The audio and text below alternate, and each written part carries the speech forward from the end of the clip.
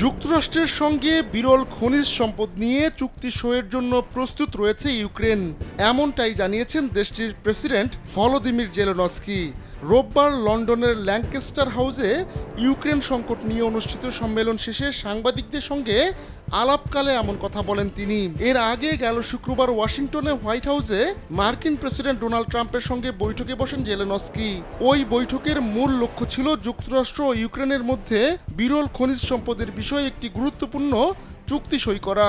তবে সেই বৈঠক বিতর্কের মধ্যে শেষ হয় এবং চুক্তিটি সই না করেই ওভাল অফিস ছাড়তে হয় ইউক্রেনের প্রেসিডেন্টকে। জেলেনস্কি বলেন, খনিজ চুক্তিটি উভয় দেশের মন্ত্রীদের সইয়ের জন্য প্রস্তুত রয়েছে এবং আমরা এটি সই করতে প্রস্তুত। তবে চুক্তিটি কার্যকর হবে যদি সংশ্লিষ্ট পক্ষগুলো প্রস্তুত থাকে।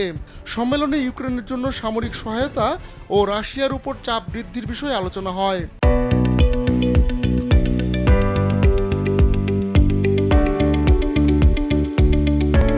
ফরাসি প্রেসিডেন্ট ইমানুয়েল মাখো ও ব্রিটিশ প্রধানমন্ত্রী কিয়ার স্টারমার 1 মাসের যুদ্ধবিরতির প্রস্তাব দিয়েছেন, যা নিয়ে আলোচনা অব্যাহত রয়েছে।